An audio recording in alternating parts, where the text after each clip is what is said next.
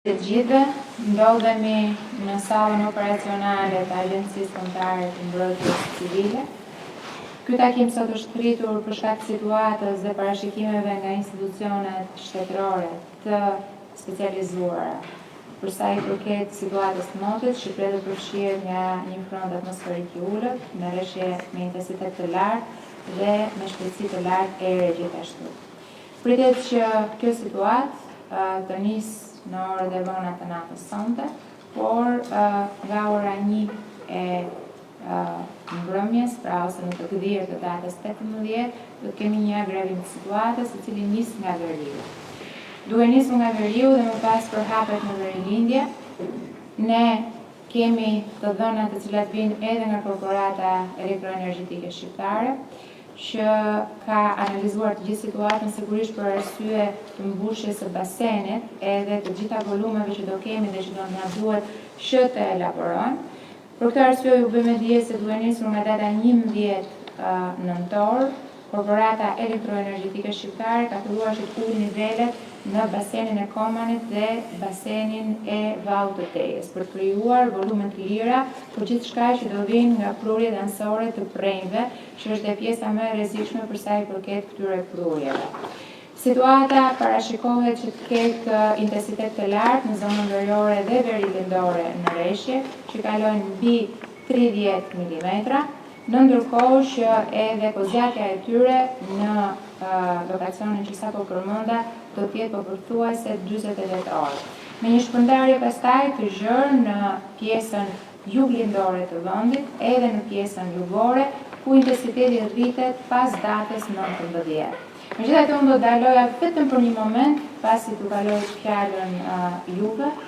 do të ndaloja në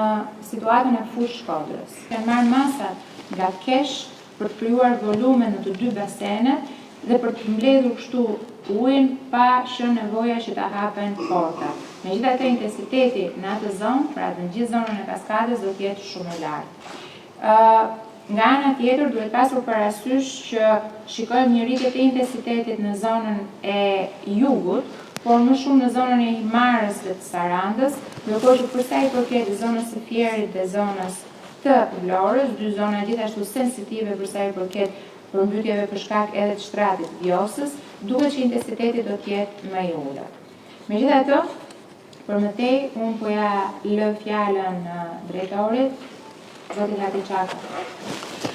Faleminderit zonja zëvendëskryeministre, nderuar ministra.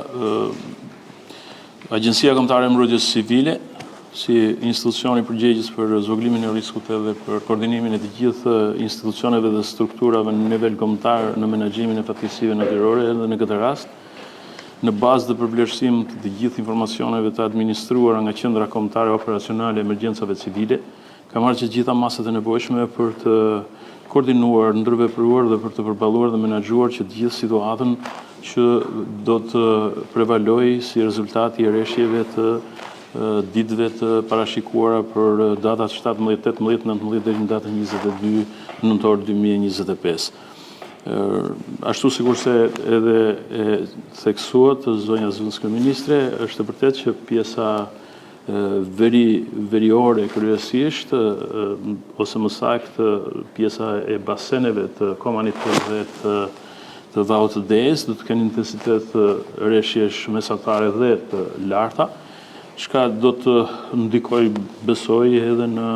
të njëjtën sistem edhe në pjesën e Nën Shkodrës apo dhe të Lezhës, ku derdhin element kryesor, të cilët përqendrohen në bunë dhe shkaktojnë shpeshherë edhe mbi ngarkesa në derdhin e bunës dhe ekspozimin e lumit të bunës në pjesën e Nën Shkodrës, në obot, oblik edhe në pjesën e Dajçit. Natyrisht që në zbatim të planit kombëtar të emergjencave civile, Agjencia Kombëtare e Mbrojtjes Civile në koordinim të plot me prefekturat dhe me bashkit përkase, respektive kanë marrë që të gjitha masat për rifreskimin e planeve kombëtare, planeve të emergjencave, për aktivizimin dhe mbajtjen në gatishmëri të plot të gjithë kapaciteteve të deklaruara prej tyre, dhe sot thuajse të gjitha bashkitë dhe prefekturat në nivel qarku, por edhe në nivel kombëtar janë të mobilizuara totalisht. Pritet data 18 këtë një intensitet të shtuar, cili mund të efektojë drejt për së drejti, ashtu sikurse në këtë datë priten që rreshtit të jenë intensive dhe të përshkruajnë thuajse që të gjithë territorin e Republikës së Shqipërisë, ndonse në pjesën jugore pritet që intensiteti në Gjirokastër të jetë më i lartë, çka sjell shpeshherë edhe ngritjen e nivelit edhe të nivelit të Vjosës, përveç aspektit të përqendrimit të derdhjeve në Bun nga Drini apo dhe nga lumejt e tjerë, por edhe Vjosa efektohet drejt për drejt edhe nga prurjet e Greqisë dhe të intensitetit në Gjirokastër. Në këtë kushte ne kemi alertuar dhe kemi thirrur në gatishmëri, si të thuash, po thuajse edhe prefekturat e tjerit edhe të Vlorës për të qenë në gatishmëri të plotë. Kapacitetet në nivel kombëtar janë të gjitha në gatishmëri të plotë, forcat armatosur, policia e shtetit, zjarfikset dhe të gjithë strukturat e tjera që përbëjnë strukturat e sistemit të mbrojtjes civile në Shqipëri, ashtu sikurse Agjencia Kombëtare e Mbrojtjes Civile është angazhuar me të gjitha instrumentet e saj për të qenë prezent në të gjitha momentet kur qytetarët do të kenë nevojë, qoftë për nevoja imediate deri dhe në evakuimin e banorëve nëse do të dalë domosdoshme, por gjithsesi në varësi edhe të situatës jemi në komunikim të drejtë për drejtë dhe në zbatim të vendimit të Këshillit Ministror 923 për koordinimin dhe ndërveprimin e të gjitha institucioneve, do të bëjmë njoftimet rast pas rasti dhe në kohë rekord për të gjithë situatën që do të prevalojë. Faleminderit. Shumë faleminderit drejtor. Ne pak më vonë kemi lënë edhe një takim online me 12 prefektët e Sharqeve nga ana tjetër dhe të gjithë kryetarët e bashkive, të cilët zakonisht preken nga përmbytjet. Megjithatë, fjala për ministrin e mbrojtjes. Faleminderit zot kryeministri. Atëherë ç'është e vërteta që gjatë fundjavës, bashkë edhe me kolegun e bujqësisë dhe Agjencinë e Mbrojtjes Civile, kemi bërë një plan shpërndarje të gjitha aseteve, mjeteve të gatishmërisë, kalueshmërisë lartë, qoftë edhe mjeteve që ndihmojnë zakonisht bashkitë përmes bordeve të kullimit, që të kryejnë ato veprime parandaluese, qoftë prita lumore, qoftë për të hapur aksese në mënyrë që ujërat që mund të vërshojnë në ditët në vijim të jenë sa më të kontrolluara. Për këtë arsye, kam kërkuar edhe nga Shtabi i Përgjithshëm i Forcave Armatosura që mjetet e kalueshmërisë së lartë, personeli i dedikuar i bazës mbështetëse të emergjencave civile të dislokohet që sot në terren, veçanërisht në repartin e Vaudesit, që është dhe reparti që zakonisht mban peshën kryesore të mbështetjes bashkisë Shkodër, po edhe të gjithë zonës së Nën Shkodrës. Dhe në këtë aspekt besoj se do jemi në kushte gatishmërie maksimale dhe operacionaliteti maksimal. Do jetë një përpjekje shtrirë disa ditore, pra siç e theksuat dhe ju, kemi një shtrirje të madhe disa ditore të rreshjeve, ndaj dhe koordinimi në kohë reale është i domosdoshëm me të gjitha bashkitë dhe strukturat e tyre, në mënyrë që të mos kemi asnjë zonë të pambulluar, qoftë kjo me mjete, qoftë me mjete të reagimit të shpejtë. Nga ana tjetër, në zbatim të planit emergjencave civile, edhe strukturat që lidhen me bazën mbështetëse për popullsinë, rezervat e shtetit janë po ashtu në gatishmëri në rast nevoje për të ardhur në mbështetje të çdo shqetësimi që mund të ketë popullsia në terren. Nuk do lëmë asnjë bashki vetën përkundrejt këtij rreziku. Shumë faleminderit ministri Bujqësisë dhe Zhvillimit Rural. Faleminderit Ministri Ministre, në bashkëpunim bashkë me Ministrinë e Mbrojtjes, jemi në diskutim edhe për të gjitha masat e ndërmarrjes së bashku, ku kryesisht në zonat e Veriut dhe rajonit Fierit kemi vënë gatishmëri të plotë të gjithë strukturat e Verisë, dukeve që ne kemi në gatishmëri me mjetet e nevojshme, por edhe me stafet përkatëse për të qenë prezent në gjithë territorin, kryesisht në zonat të cilët janë problematike, ku zona e Veriut dhe zona kryesisht e rajonit Fierit. Në këtë kuadër Ministria e Bujqësisë kam ndërmarrë të gjithë masat për menaxhimin dhe garantimin e funksionimit të rrjetit të kullimit dhe pajisjen ato me mjetet nevojshme në këtë zonë.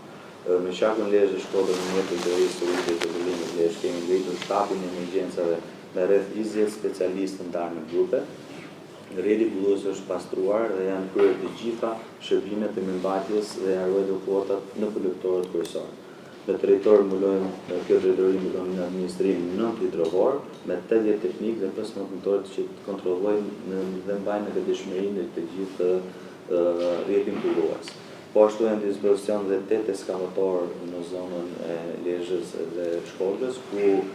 sipas nevojës dhe të jemi në kontakt dhe me bashkitë për ndërhyrjet e nevojshme dhe vetëdijshmërinë të cilët ne kemi vënë në dispozicion. Gjithashtu dhe qarku i Fierit ka në dispozicion rreth 16 eskavatorë për ndërhyrjet e nevojshme për të cilat do të jemi në koherent bashkë me bashkitë, por edhe me emergjenca civile.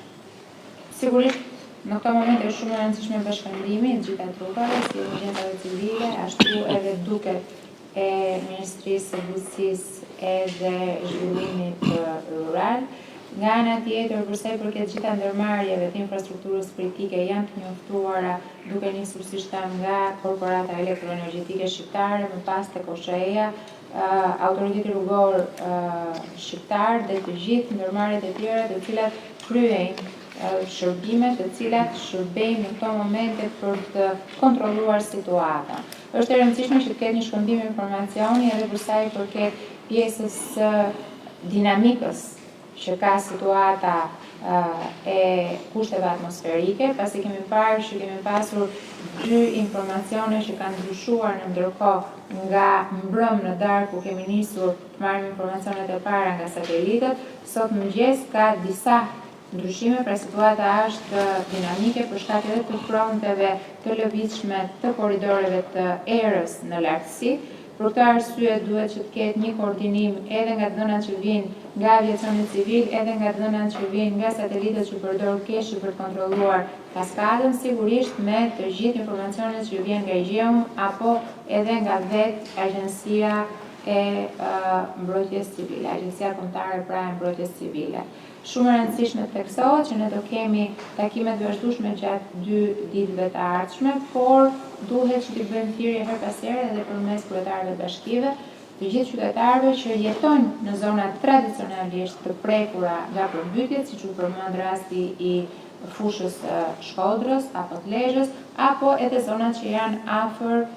Vjosës, siç është rasti i Fierit apo i Vlorës, që pavarësisht nëse rreshtet aty nuk parashikohen të kenë intensitet të lartë në të dyja këto zona, nga ana tjetër prurjet e Vjosës mund të rrisin nivelin dhe mund të krijojnë problematika të tilla. Shumë faleminderit. Tani vazhdojmë të gjithë me detyrat që kemi plus këtë situatë që duhet të përballojmë, në ndërkohë pak më vonë takohemi me prefektët dhe të gjithë kryetarët e bashkive që afektohen nga kjo situatë. Punë të mbarë.